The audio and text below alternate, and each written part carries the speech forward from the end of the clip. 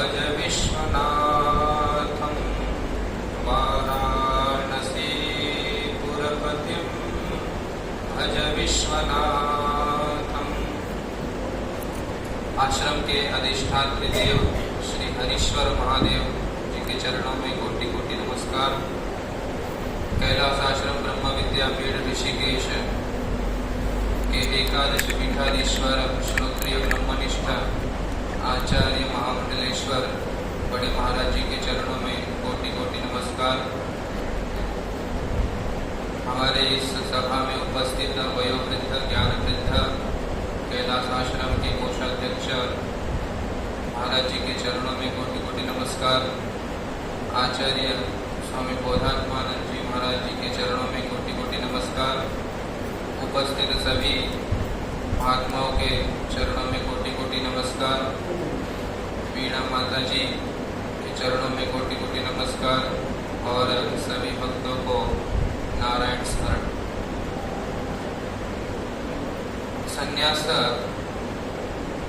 मुख्य रूप से दो प्रकार से विभाजित करते हैं शास्त्र में। एक होता है विविदिशा संन्यास और एक होता है विद्वत संन्यास।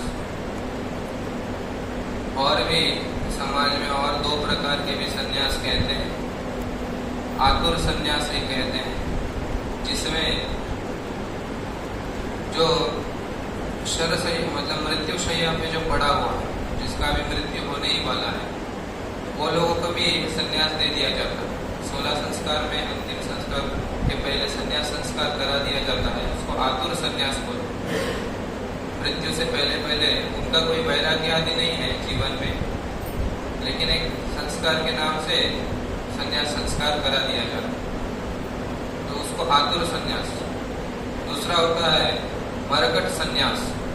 इसमें कोई प्रिय वस्तु से वियोग हो जाता है, प्रिय व्यक्ति का वियोग हो जाता है, उस समय में अत्यंत दुख के कारण व्यक्ति संसार से विमुख हो जाता है, विरक्त हो जाता है, तो संन्यास ग्रहण कर लेता है। तो यह मरकट संन्यास द्वितीय संन्यास कहते हैं।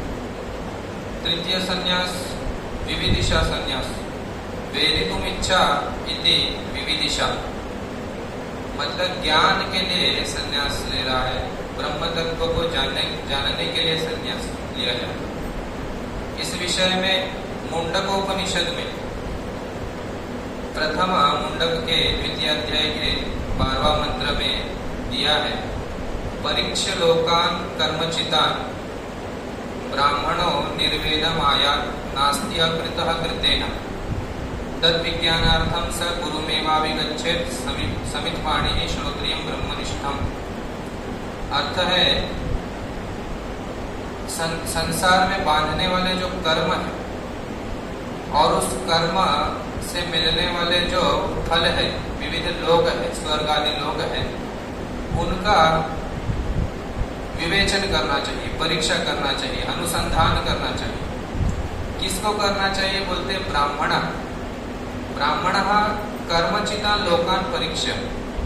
ब्राह्मण का अर्थ वहां देते हैं ब्रह्म जिज्ञासु इति ब्राह्मण। ब्रह्म को जानने की इच्छा वाला जो व्यक्ति है वह ब्राह्मण है, मतलब वह विविदिशा संन्यास की ओर संकेत करते हैं। तो कर्म से जितना भी बड़ा बड़ा फल मिलेगा, सकाम कर्म से स्वर्ग लोक तक जो भी मिल जाएगा, वह सब आत्यंतिक दुख निवृत्ति का साधन नहीं है। वहां से भी वापस लौट करके आना पड़ता है। गीता में दिया है कि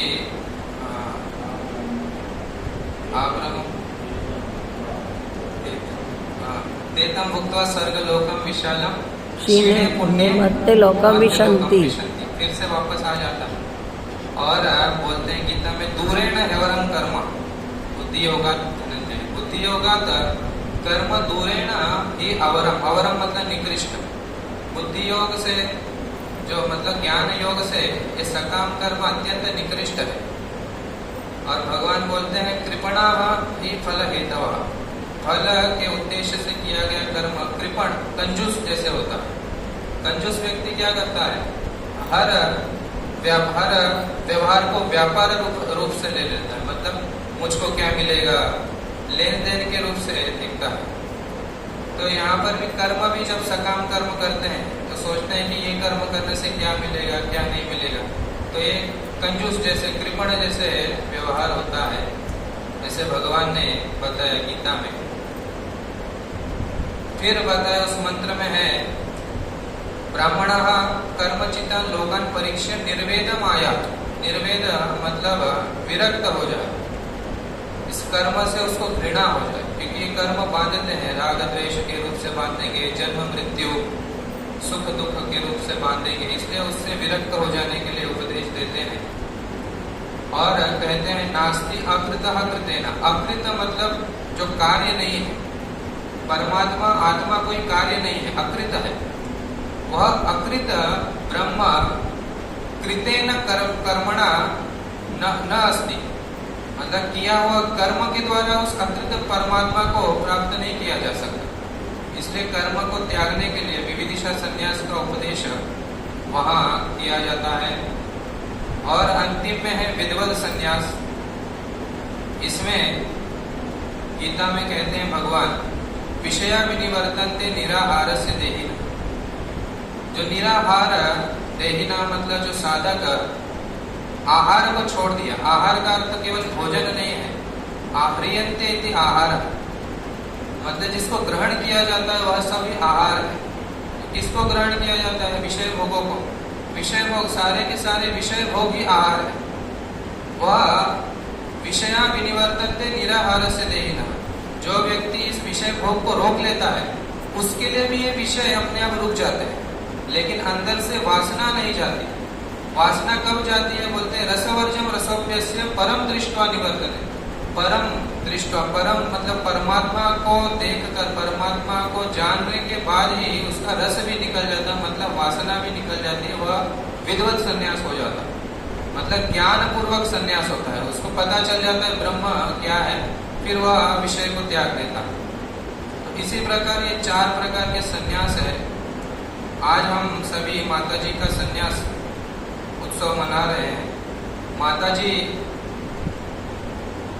का भी सभी को विद्वत संन्यास का ही आभास होता है और अत्यंत तपस्वी जीवन माता जी का है। सामाजिक कार्य भी अत्यंत उत्कृष्ट है और संन्यास ग्रहण करने के बाद जो उपनिषद आदि, उपनिषद के पाठ पारायण और भाष्य का पारायण और सभी लोगों को भी पारायण कराना, यह सब अत्यंत उत्कृष्ट कार्य माता जी के कर कमलों से हुआ। उसका लाभ सभी ने प्राप्त किया।